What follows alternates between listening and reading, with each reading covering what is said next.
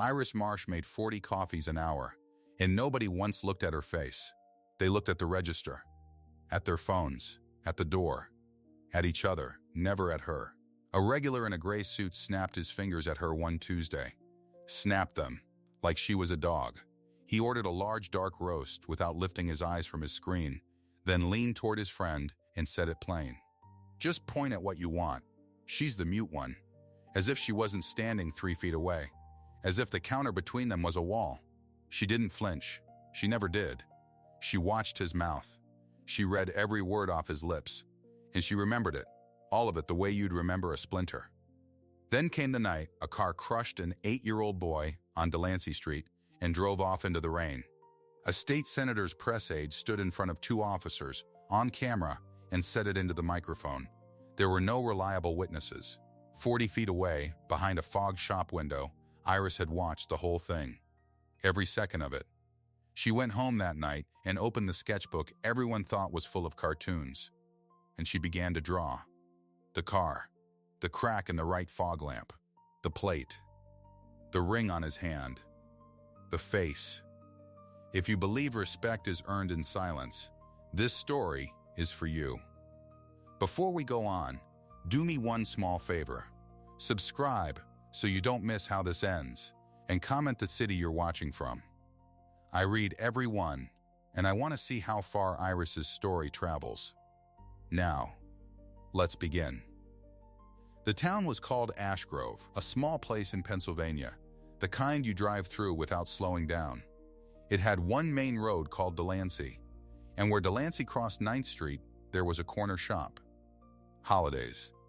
It had been Holidays for 60 years, though no holiday had owned it in 30. Green awning. A bell over the door that Iris could not hear, but always saw swing. A counter worn pale in the middle, from 10,000 elbows. Iris worked the morning rush and half the afternoon. She was 27. She had been deaf since she was 2, since a fever took the sound out of the world and never gave it back. She didn't remember hearing. She only knew that other people did, and that they used it mostly to talk over each other. She was good at the job, better than good. She never forgot a face, and she never forgot an order. The man who wanted his coffee light and sweet with exactly 1 sugar, she knew him by the way he stood. The woman who came in every Thursday with her granddaughter, she knew before they reached the counter. She read lips the way other people heard voices. Fast, easy, without thinking about it. That was the thing most of them never understood. They thought silence meant she missed things. It was the opposite. She missed nothing. The regulars talked in front of her like she was furniture. They talked about their marriages, their debts, the affair the pharmacist was supposedly having with the woman from the bank. Iris knew all of it. She'd stopped being surprised by what people said when they were sure no one was listening. Because to them, she was no one. She was the girl who couldn't hear. And if she couldn't hear, they figured she couldn't really know. There was a co-worker named Priya, who worked the register beside her some mornings. Priya was kind in the careless way of young people who mean well.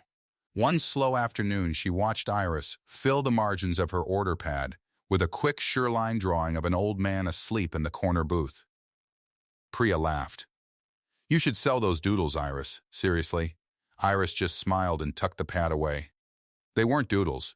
She was a night student at the community college, 2 towns over, 3 evenings a week. Illustration she'd wanted to draw since she was a girl, back when drawing was the one language nobody needed to translate for her. And there was something else, something Priya didn't know. 2 years back, when money was thin, Iris had earned a little on the side doing portrait work, courtroom-style sketches, the kind they used to make before cameras were allowed inside. A local lawyer had hired her for a case that ran 3 weeks.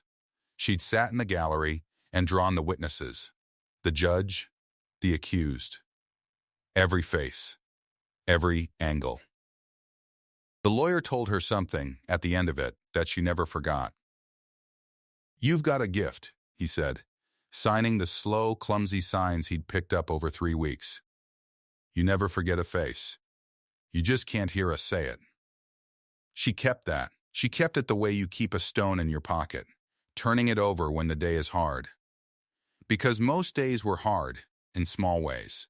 The finger snapper was one kind of hard. There were others. The customers who spoke very slowly and very loudly, mouthing each word like she was a child, as if volume could cross a bridge that volume had nothing to do with. The ones who got impatient and just left, rolling their eyes, when writing it down, would have taken 4 seconds. The ones who asked Priya, right in front of Iris, "Can she understand me?" She understood them fine. She understood them better than they understood themselves. But she'd made a kind of peace with it. She told herself it didn't matter what they thought of her. She had her drawings. She had the college. She had the corner of the counter where the light came in gold at 4 o'clock. She told herself she didn't need to be seen by people who wouldn't look. And she believed it. Mostly there was one belief underneath all the others, though, and it sat so deep she didn't know it was there. It was this, that no one would ever take the word of the quiet girl over the word of a loud family, that the world was built to hear the loud ones. That silence, in the end, always lost the argument. She didn't know she believed it. She would find out. The rain started on a Thursday. It came in the afternoon, gray and steady, the kind of rain that fogs the glass and turns the streetlights into smears. By 7, Delancey Street was slick and shining, and the shop had gone quiet, just Iris closing up alone. She liked the closing shift. The rush was over. She could wipe the counter and stack the cups and let the day settle. Through the front window, she could watch the crosswalk at Delancey and 9th, where the light cycled red to green to red, patient and pointless in the empty rain. She was wiping a ring of coffee off the counter when the boy stepped off the curb. She saw him because she saw everything through that window. A small boy in a yellow raincoat, hood up, chin down against the wet. 8 years old maybe, he had the walk light. She could see the little white figure glowing in the box across the street. He had it. He was allowed to cross. He stepped out, and Iris almost went back to wiping. Then she saw the car, a dark sedan, coming down Delancey too fast for the rain. She saw it before she understood it. Her hands went still on the rag. It didn't slow. It didn't slow, and the boy didn't look. Because why would he? He had the light. And the two things came together at the corner of Delancey and 9th in a way that Iris would see every time she closed her eyes for the rest of her life. The car clipped him. Not head-on. The corner of it, the right front, caught him and threw him sideways like something weightless, like a coat knocked off a hook. The yellow raincoat went down in the road and did not move. And the car did not stop. For half a second, the brake lights flared red. Half a second. Iris saw them. She saw them come on, and she saw them go dark again. And then the sedan surged forward around the fallen boy and accelerated up Delancey into the rain. Iris did not scream. She couldn't. But something in her chest tore loose, and she was moving before she knew it, both hands flat on the glass. And here is what people would never believe about that moment. In the 2-3 seconds it took that car to pass under the streetlight and go, Iris Marsh saw everything. She saw the right fog lamp, the small round lamp low on the front bumper, and the crack running through the lens. A fine spiderweb crack in the lower right of it. She saw it catch the streetlight and throw the light wrong, scattered, because the glass was broken. She saw the rear window, and on the lower left of that window, a decal, a sticker, maroon and gold, a shield shape, the kind universities sold to their booster clubs. Maroon and gold. A shield. She saw it. She saw the plate. Not all of it. The rain and the angle stole some. But she saw 3 characters clear as print. A letter. A letter. A number. She held them. And in the driver's window, as the car went past, she saw the man turn his head. He looked back. Just for an instant, over his shoulder, at the yellow shape in the road behind him. And in that instant, the streetlight fell across his face, and Iris saw it whole. Young, a heavy jaw, hair pushed back, a face that would be handsome in a photograph and was, in that second, something else. Frightened, caught, she saw his hand on the wheel, and on the smallest finger of that hand, a ring. Flat-faced, gold, a signet ring, catching the light the way the fog lamp had. And she saw his mouth move. There was a passenger. She never saw the passenger clearly, just a shape. But the driver turned back to the road, and his lips shaped two words, sharp and hard. Words she read off his mouth the way she'd read 10,000 orders across her counter. Just drive. That was all. 2 words. The car was gone, and Iris stood alone in the fog shop with her hands on the glass and a boy lying still in the rain 40 feet away. And no one in the whole world knew what she had just seen. She got to him fast. She got the door open and ran across the wet street in her apron, and she knelt over the boy in the yellow raincoat, and she saw that he was breathing. Shallow, but breathing. His eyes were half open. There was blood in his hair, thinned pink by the rain. She could not call for help. That was the cruelty of it. Every other person on earth, in that moment, would have pulled out a phone and shouted an address. Iris could not shout anything. But she was not helpless. She had a phone. She could type. Her hands were shaking, but she typed the address into the emergency text line the county had set up 2 years back, the one almost nobody used. Delancey and 9th. Child struck by car. Please hurry. She sent it. She held the boy's hand, and she watched his chest rise and fall, and she willed it to keep rising.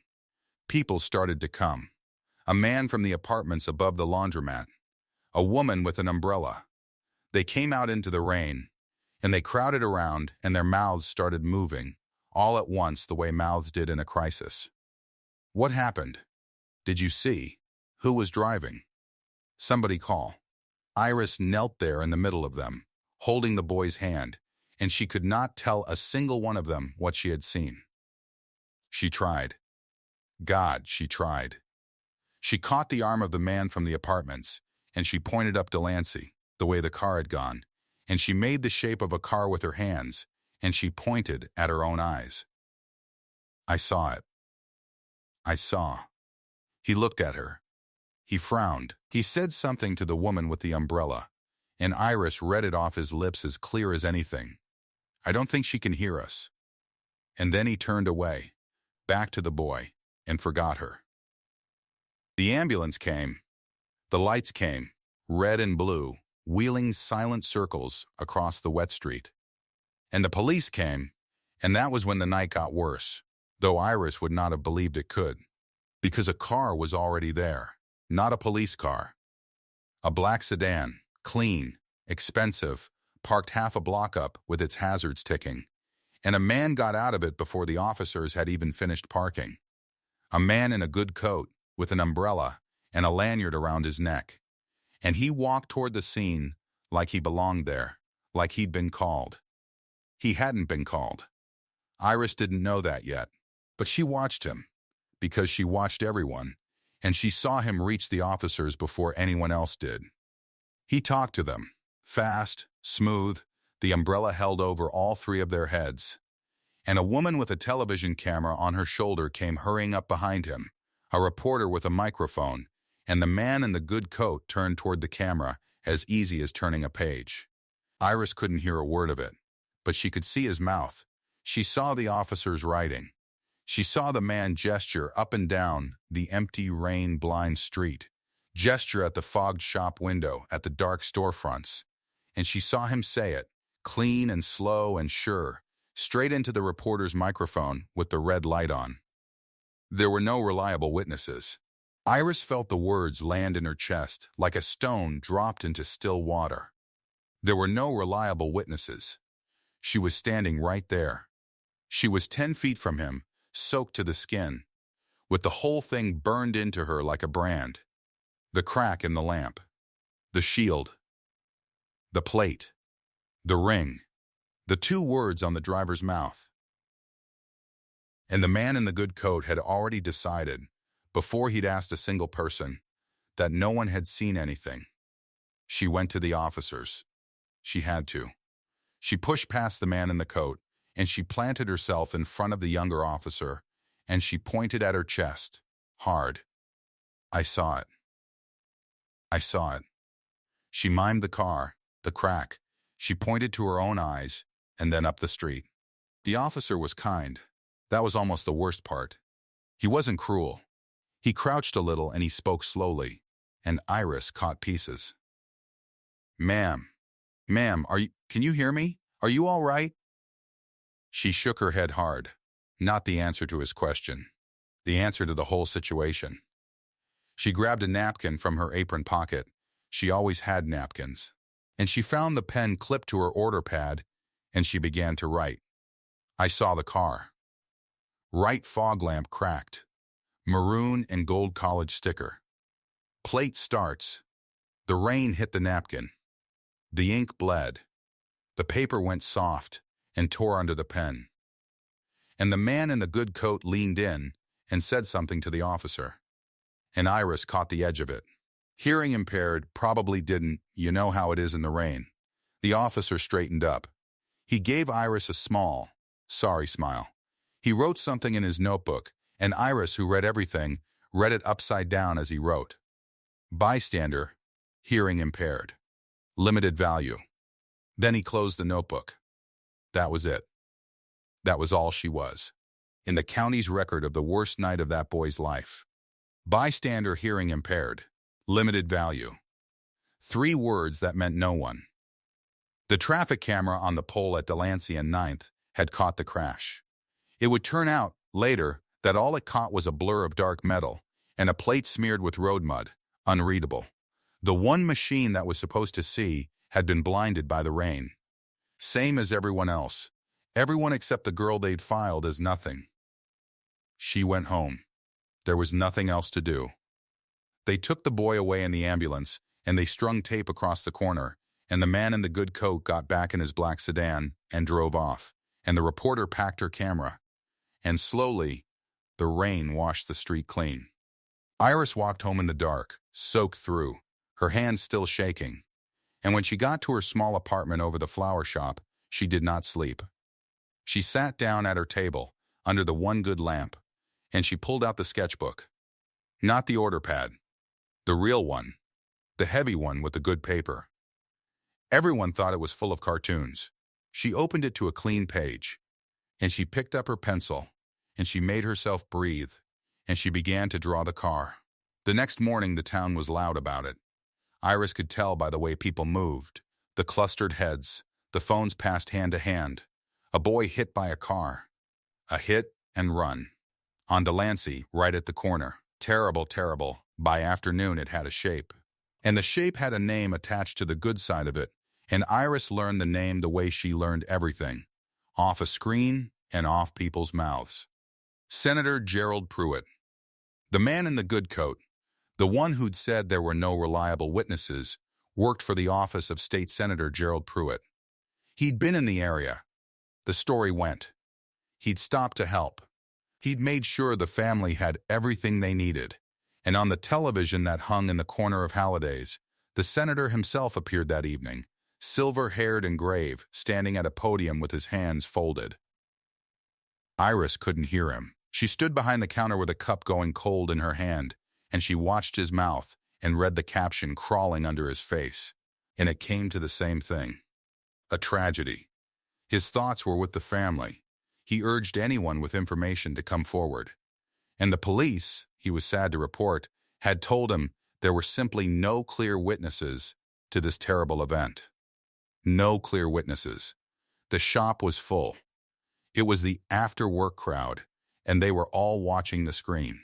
And they were all shaking their heads at the sad state of things, and one of the regulars, a heavy man named Doyle, who came in every day for a large coffee and a muffin, turned to Iris at the counter. He'd seen her working the closing shift the night before. He knew she'd been there, and he leaned across the counter with a kind of sad, joking sympathy on his face, and he spoke to her the way he always did, slow and loud, each word shaped huge, as if she were 4 years old. Guess. Nobody saw it, Doyle said. Huh, sweetheart. Shame. And he shook his head and picked up his coffee and turned back to the television. Iris stood very still. She had, in that moment, the completed drawing in the sketchbook under the counter, 6 inches from Doyle's hand. She had the car in 3/4 view. She had the crack in the fog lamp drawn twice, once in place and once in close-up, the exact spiderweb of it. She had the shield decal, maroon and gold, drawn from memory. She had the 3 plate characters. She had begun, in the corner of the page, the shape of a man's face, turning back over his shoulder. Nobody saw it, huh, sweetheart? She did not correct him. What would she have done? Held up the book? To Doyle, who couldn't be bothered to write down his own order? To a shop full of people who thought her silence was the same as blindness? She picked up the sketchbook. She held it against her chest with both arms, the way you'd hold something to keep it from being taken, and she turned and carried it into the back room where no one could see her face. That was the last straw, though she didn't have a word for it yet. Guess nobody saw it, huh, sweetheart? The whole town's misjudgment of her, distilled down into one man's kind, stupid, well-meaning sentence. She leaned against the shelves in the back, and she pressed the sketchbook to her chest, and she let herself shake. Once. Hard. And then she stopped. Because a thing had become very clear to her, standing in the dark of that storeroom. She was not nobody. She was the witness. She was the only witness. The one machine had gone blind, and the one man who was supposed to seek the truth had decided there was none to seek, and every single person in that shop believed the boy in the yellow raincoat had been struck down by a ghost. But Iris had seen the ghost's face, and she had it now in a book pressed against her heart. The boy's name was Theo. Theo Barnes, 8 years old, and he was alive. That was the news that came in pieces over the following days. Alive, but barely. In the intensive care unit at the county hospital, in a coma the first week, then out of it, then back into surgery. A cracked skull, a shattered leg. Bleeding, they kept having to go back in and stop. Alive, fighting, but alive. Iris held on to that the way she'd held on to the sketchbook. His mother was named Denise. Denise Barnes, 34, and Iris learned her face from the local news before she ever met her, because the cameras loved a grieving mother, and Denise gave them nothing. Just walked in and out of the hospital with her jaw set, and her eyes red, and her arms wrapped around herself. The bills started before the boy was even out of danger. Iris didn't know the numbers yet. She would. $240,000. And climbing every single day, the boy stayed in that bed. A number with no bottom to it. The kind of number that could end a family as surely as the car had nearly ended the boy. And into that, quiet and well-dressed, came a man named Marcus Vane. Iris didn't meet him yet either, but she would learn his name and his particular way of doing harm while smiling. Marcus Vane was an attorney. He worked, in the loose way these things work, for the Pruitt family, not for the senator directly. Nothing so clumsy. He was the man who made problems go away before they became problems. And a boy in a coma and a wrecked car with a cracked fog lamp somewhere in a garage was, to Marcus Vane, a problem. He came to Denise Barnes on the 6th day. He was gentle about it. He was always gentle. He sat with her in a quiet room off the ICU hallway, and he told her how sorry the community was, how sorry he was, and then he laid a number on the table between them. $85,000. The family, he said, he did not say which family, wished to help, wished to spare Denise and everyone a long and painful and public ordeal.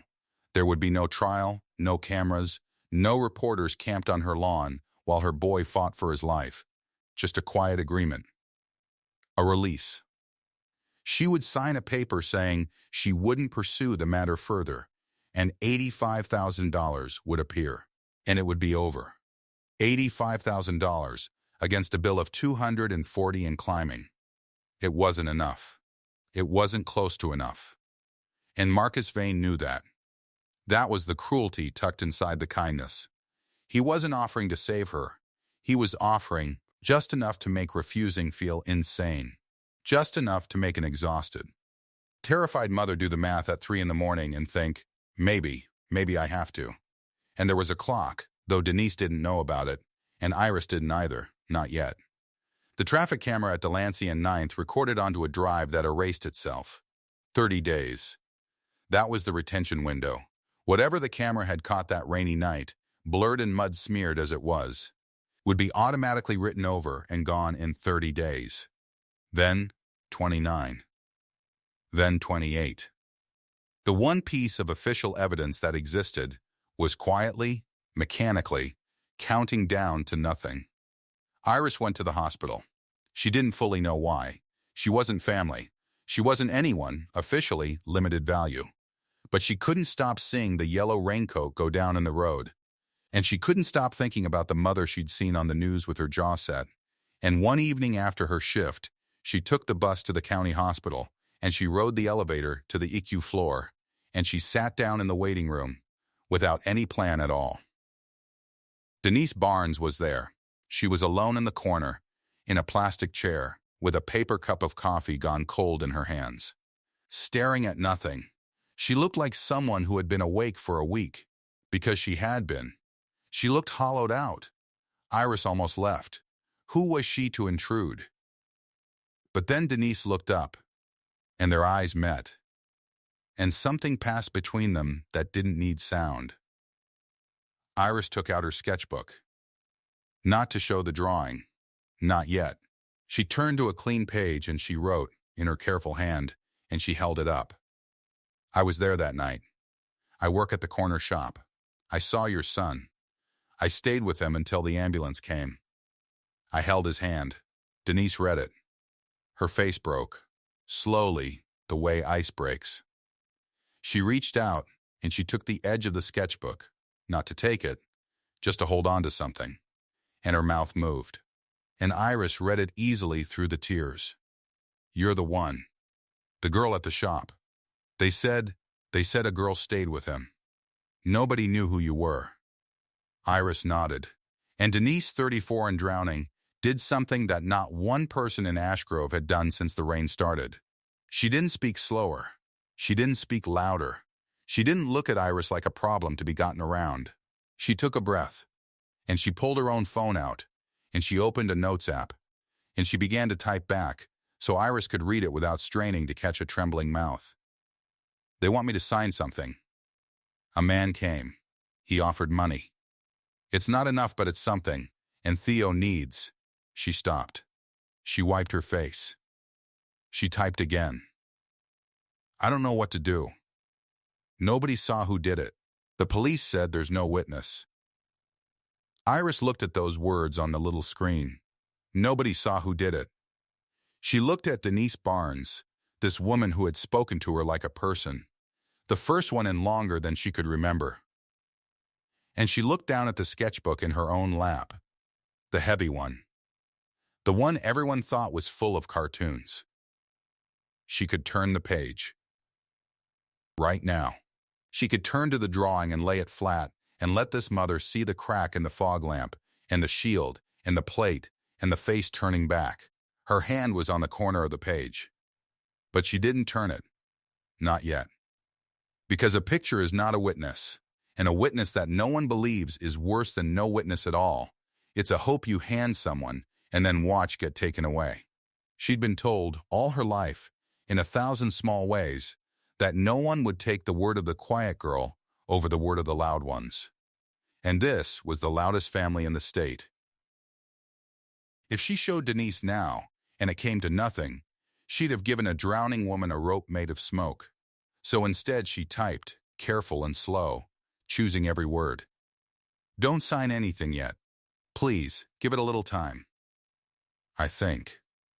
She paused, and then she finished it. I think there might be a witness after all. Denise read it. She frowned. Her mouth shaped the question. Who? And Iris, for the first time since the rain, felt something in her that was not grief, and was not the old, worn, smooth ache of being unseen. She felt certain. She didn't answer the question. She just closed the sketchbook, and she reached over, and she squeezed Denise Barnes's cold hand the way she'd squeezed the boys in the road. And she held her eyes, and she nodded. Slow, sure a promise made in the one language that needs no sound at all. Then she went home, and she opened the book under the good lamp, and she looked at what she had, and she understood what she had to do with it. It was not enough to have seen. She'd seen everything, and it had counted for nothing, because a thing that lives only in a deaf girl's memory can be waved away with 3 words on a napkin in the rain. Bystander. Limited value. She needed to make it undeniable. So, she turned to a fresh page, and she sharpened her pencil, and she began again, not the frightened scribble of that first night, but the real thing. The work she'd been trained for. The car in 3/4 view, every panel line true. The fog lamp in isolation, the crack rendered so exactly you could have matched it to the glass. The decal, maroon and gold, the shield and the small block letters she'd been close enough to catch. The 3 plate characters, clean and separate, the hand on the wheel, and the flat gold face of the signet ring. And the face, the heavy jaw, the pushback hair, the eyes caught in the streetlight, turning back. And beneath it all, in the corner, small and plain, 2 words in a speech balloon, shaped like a mouth. Just drive. She worked until the window went from black to gray. She didn't sleep. When she was done, she sat back and looked at the whole thing spread across the pages. And she knew. The way she knew a face, that it was true and it was complete, and it was the only true and complete record of that night anywhere in the world. Every camera had been blind. Every official had looked away. Every loud voice had already agreed that no one had seen. And the one person they'd all filed as nothing sat alone over a sketchbook at dawn, holding the whole truth in graphite. With 20-some days on a clock she didn't yet know was ticking, and a decision hardening in her chest like the light coming up over Delancey Street. She was going to make them look at her face, every last one of them. She just didn't know yet what it would cost. The precinct smelled like burnt coffee and wet coats. Iris had smelled better coffee. She'd made better coffee. She stood at the front desk with a sketchbook against her chest and a young woman beside her. The young woman was an interpreter from the night school, someone Iris had called herself, because she had learned the hard way that the world would rather guess at her than listen to her. She would not be guessed at again. They gave her a chair by a gray metal desk. The nameplate said Detective Ruth Okafor. The detective was 40-something, tired around the eyes, a pen behind her ear and a case file open in front of her that she clearly wished was closed. Okafor looked at the interpreter first. People always did that. They talked to the person who could hear. "Tell her we appreciate her coming in," Okafor said. But the Delancey thing's pretty much wrapped. Camera didn't catch a plate. No reliable witnesses. The interpreter's hands moved. Iris watched them, then watched Okafor's mouth, catching both at once the way she'd caught everything her whole life. Iris did not argue. She did not sign a speech. She reached across the desk, and she set the sketchbook down flat, and she opened it. The detective went quiet. She was looking at a car, 3/4 view, every panel line true. A fog lamp drawn in isolation off to the side, the crack in the glass rendered so precisely you could have matched it to the shard. A decal, maroon and gold, a shield in small block letters. 3 plate characters clean and separate, a hand on a wheel, a flat gold signet ring on the smallest finger, and a face, a heavy jaw, hair pushed back, eyes turning back over a shoulder, caught in streetlight, and in the corner, small and plain, 2 words in a little balloon, shaped like a mouth. "Just drive." Iris lifted her hands. The interpreter spoke for her. 1 sentence, no more. "I saw his mouth. He said, 'Just drive.' Then Iris folded her hands in her lap and sat back. She did not point at anyone. She did not name a name. She had placed the truth on the desk, and she stepped back, and she let it lie there in graphite between them. For a long moment, Okafor didn't say anything at all. Then, she pulled the pen from behind her ear and slid the sketchbook a little closer, and the tired went out of her eyes, and something else came into them. "Okay," the detective said slowly. "Walk me through what you saw." It took a week for the detective to stop humoring her. She'd start each morning telling herself the drawing was a nice piece of work by a girl who wanted to matter. Traffic fatality units saw that. People who ached to have witnessed something. Okafor had a clean case to close, or to shelve, and a deaf barista's sketchbook was not going to unshelve it. But she made a copy of the pages anyway. She told herself it was thoroughness. She showed the copy to a records clerk on the 4th floor, half as a joke, tapping the maroon and gold shield. "Ever seen this?" The clerk barely looked. "Sure, Booster Club. Athletic boosters, over at the university. Half the donors put that in the back window. Costs you a few $100 in a game every Saturday." Okafor stood there with the copy in her hand. The audience already knew the face. The audience had known it for a week. The detective was 3 details behind, and she was finally starting to walk. She pulled the accident report. Bystander, hearing impaired. Limited value. She read that line twice. Then, she pulled the intake photo of the traffic camera on the pole at Delancey and 9th, and the note that its footage auto-erased on a 30-day cycle. And she looked at the calendar, and she counted. She had days, not weeks. Off the books, on her own hours, Detective Ruth Okafor started matching a graphite drawing to the real world, one line at a time. The family's machine felt it before anyone said a word. That is how those machines work. They have a nerve for it, a twitch in the reputation, and when the twitch came, they sent Marcus Vane. Vane came into Halliday's on a Tuesday, mid-morning, when the rush was on and 40 coffees an hour were going over the counter, and nobody looked at anybody's face. He was in a good coat. He ordered a small black coffee he did not drink. He waited until Iris was the one who set it down. Then he smiled and started to talk, slow and warm, watching her mouth read his. "Miss Marsh, I represent a family that's been through a terrible time. I think you have too." He glanced around the little shop, the fogged window, the pie case, the chrome. "I only wanted to say, it would be a shame for a young woman with your, communication limitations to be put on a witness stand. Lawyers can be cruel. They'd ask how a person who can't hear could possibly testify to what a driver said. You understand. It wouldn't be dignified."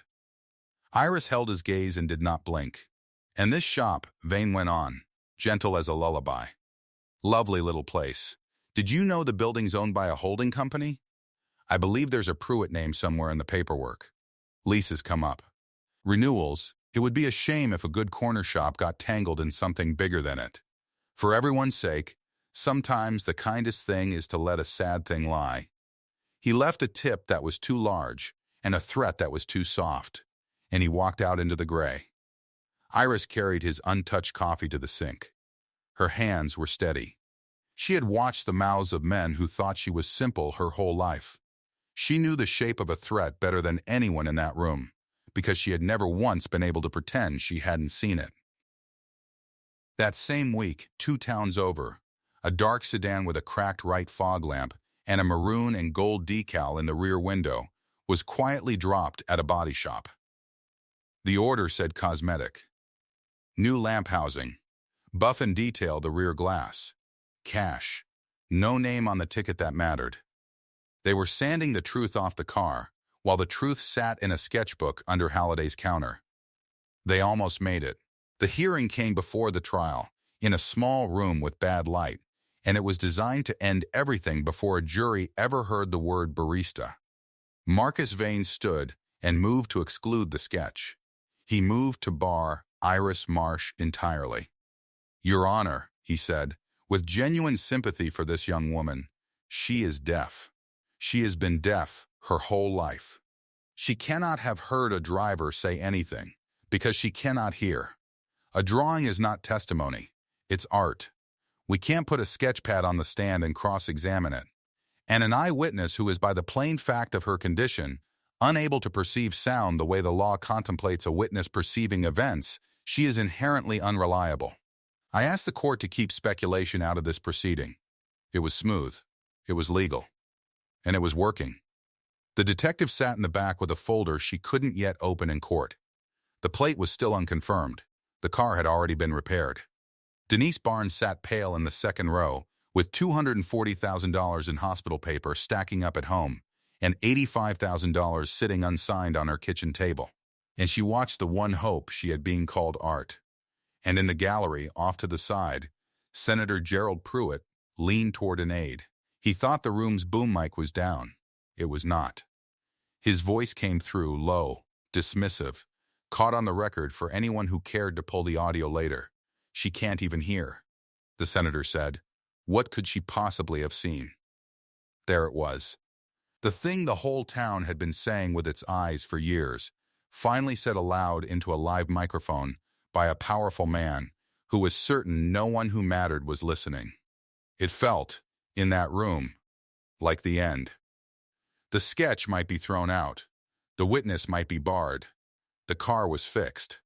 The clock on the camera footage was almost run down. The Loud family had said no one saw, and the machinery of the world was lining up, one more time, to agree. Iris sat with her hands in her lap and read that senator's mouth from 40 feet away, the same distance she'd been from a boy in a yellow raincoat on a Tuesday night in the rain. She'd heard him. Not with her ears. She had never needed her ears. She had watched the words leave his mouth, whole and clear. What could she possibly have seen? Everything. She had seen everything. And then the world began, at last, to catch up to her. It started with the car. Detective Okafor had found the body shop. She'd found the cash ticket. And she'd sent a forensic tech out to the sedan before the family could move it again. And the tech had done what techs do, looked closer than anyone was supposed to look. The fog lamp housing on the front right corner was brand new, factory fresh, on a car that was 3 years old and dinged everywhere else. Somebody had replaced exactly one lamp, the right one, and on the rear glass, under the buffing, the tech found a ghost. A rectangle of adhesive residue, sanded but not gone, in the lower left of the window. Maroon flecks in the glue, a booster decal, ground off in a hurry.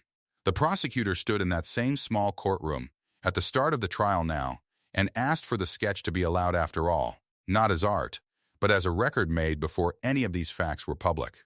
Before the lamp was replaced. Before the decal was sanded. A drawing that could not possibly have known what a body shop would try to hide, unless the girl who made it had truly seen the car whole and unbroken on the night it ran. The judge let it in. And an ASL interpreter took a seat beside the witness box, and for the first time in her whole life, in the loudest room in the county, Iris Marsh was given her voice. They projected the sketchbook on the wall. The forensic tech testified first. He stood by the screen with a laser pointer and a flat, bored, professional voice. And he was more devastating for being bored. This is the drawing entered into evidence, he said. This is a photograph of the defendant's vehicle as we recovered it. I want the jury to look at the front right corner. The pointer touched the drawing. It touched the photo. In the drawing, there is a crack in the right fog lamp. Rendered in detail, you can see the fracture pattern. In the vehicle we recovered, the right fog lamp had been completely replaced. New housing. New glass. On a car with original lamps everywhere else. He let that sit. You cannot draw a crack in a lamp that has been replaced, unless you saw the crack before it was replaced. The gallery leaned in. You could feel the room tilt toward the wall. The decal, the tech went on. He touched the maroon and gold shield in the drawing. Lower left of the rear window. In the recovered vehicle, the rear glass had been buffed. but adhesive residue remained in exactly that location. Trace analysis found maroon pigment consistent with a university booster decal. Ground off. Recently, he clicked to the next photo. Every detail in this drawing that could be independently verified, the text said, was verified. The crack that shouldn't be knowable was knowable. Because she saw it. The crack that shouldn't be knowable was knowable. A juror in the front row wrote that down. Then the prosecutor said, "Let's talk about the ring." They pulled up a second image beside the drawing. It was grainy, gray, almost nothing. A delivery truck had been parked up Delancey that night, engine running, dash cam rolling, and the dash cam had caught the reflection of the crash in the fogged front window of Holidays, a smeared ghost of a moving car, and in that ghost, on the wheel, a hand. And on the smallest finger of that hand, a small flat glint. The prosecutor enlarged it. Beside it, he enlarged the drawing, the hand on the wheel. The flat gold face of a signet ring on the smallest finger. The same finger. The same ring.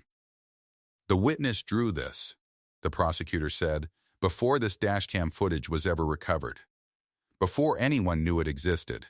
And in the second row, Colton Pruitt, 22, heavy jaw, hair pushed back, exactly the face on the wall, looked down at his own right hand. And he turned the signet ring on his smallest finger. Once a small, thoughtless, guilty motion, the motion of a man soothing himself, done before he could think to stop.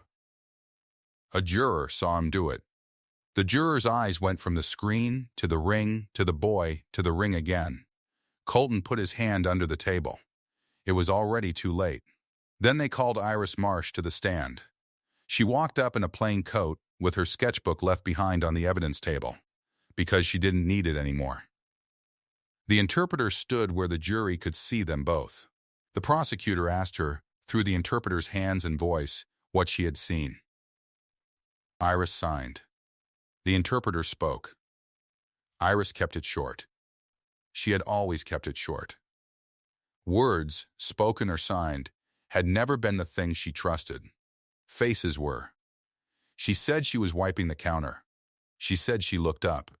She said a dark car came fast to the crosswalk, where a boy in a yellow raincoat was crossing, and it did not slow, and it struck him, and it did not stop. She said the driver turned his head, back over his shoulder, toward the boy in the road, and she saw his face in the streetlight, 40 feet away through the glass, for half a second. The prosecutor asked, "And did you see him speak?" The interpreter signed the question. Iris watched and answered. "I read his mouth," the interpreter said for her. "I have read mouths my whole life. It is not guessing. It is how I hear." He said 2 words to the person beside him. What words? The whole room was silent, the kind of silent that is loud, the kind a deaf girl had lived inside forever, and everyone else was only visiting. Iris raised her hands, and she shaped it slow, so the jury could watch even if they couldn't read it, and the interpreter gave it a voice. Just drive. Somewhere in the gallery, a woman put her hand over her mouth. In the second row, Colton Pruitt went the color of ash. Then the prosecutor turned to the cover-up, because the crash was only half the crime. He read a service order into the record. Cash ticket. No name that mattered. Replace right front fog lamp housing. Buff rear glass. Dated 11 days after a boy was struck at Delancey, and 9th. He held it up beside the text photos of the new lamp and the sanded decal, and he asked the jury to notice that someone with money and reach had reached out to hide the exact 2 things a deaf barista had already drawn. Then he pulled the phone records of the senator's press aide, the man in the good coat who had stood on camera that first night. Before the 2 officers had questioned a single soul and declared there were no reliable witnesses. The statement "there were no reliable witnesses," the prosecutor said, was drafted, according to these records, and I'll show you the timestamp, before the officers had canvassed the scene. Before anyone had asked anyone what they saw. The conclusion that no one saw came first. The looking never came at all. They decided there was no witness. Then they made sure there wasn't one. The senator's aide, in the gallery, stared straight ahead and did not move. And then the prosecutor said, "There's one more document." He let the room wait.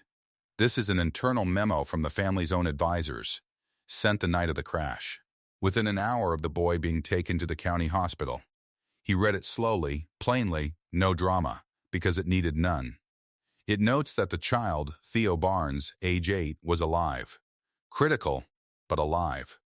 Fighting, and it recommends on that basis moving forward with a release strategy. A settlement, $85,000, and silence. He set the paper down. They knew the boy lived.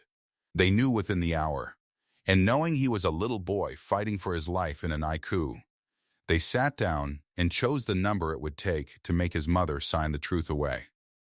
The room went silent again. But this silence was different. This was the silence of people who had walked into a courtroom thinking they were watching a traffic case and realized they were watching something colder. Denise Barnes, in the second row, began to cry without a sound. She had almost signed it. She had held the pen. She looked across the room at the quiet girl who had come to a hospital waiting room and told her with borrowed hands that a witness might exist, and she understood, finally and completely, that the witness had been sitting 40 feet away the whole time, seeing everything, while a whole town told her she was nothing. The falls came one at a time. Each got its own moment. None of them was rushed. Colton Pruitt sat with his jaw slack, as his own 2 words were read back to him by the girl he had never once looked at. Not that night. Not any of the mornings he might have passed her counter. Not in the gallery. He had spent his whole life certain that the people who served him did not really see him, and now the one who served coffee had seen him better than his own family, and she had drawn him true, down to the ring on his finger and the words in his mouth. The jury came back guilty on the counts that mattered, leaving the scene. He was 22, and he had said just drive, and he had. Marcus Vane gathered his papers. There was nothing left to move. The sketch he had called art, the sketch he had tried to bar, the sketch he had built his whole strategy around excluding, had become the spine of the case, and every fact it predicted had come true. He had told a young woman to let a sad thing lie.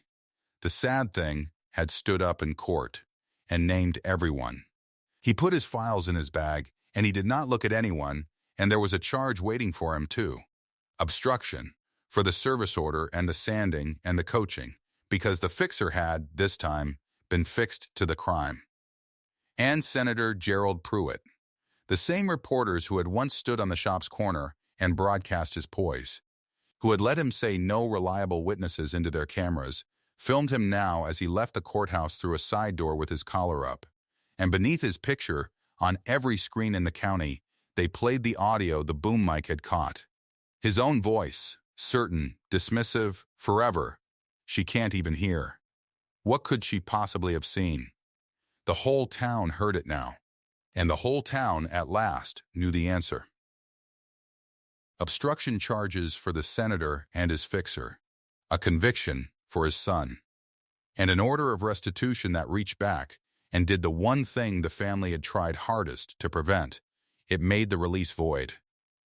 The $85,000 of silence dissolved. Theo Barnes's care, all of it, the $240,000, and everything, still climbing, was ordered covered by the people who had tried to buy his mother's quiet. Colton fell, and in falling, he paid for the boy he'd left in the road.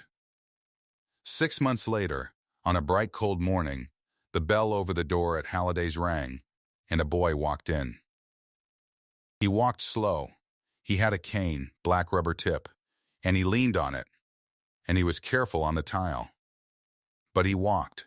A yellow raincoat had come off him in an emergency room half a year ago, and everyone had been afraid he never would. Theo Barnes came up to the counter where Iris was working, and he did not order the way people usually ordered. He didn't stare at his phone. He didn't snap his fingers. He didn't talk to Priya beside her, as if Iris weren't there. He looked right at her face. He'd been practicing. He lifted his small hand, flat fingers together, and he touched it to his chin, and he brought it down toward her. Slow and deliberate and proud. Thank you.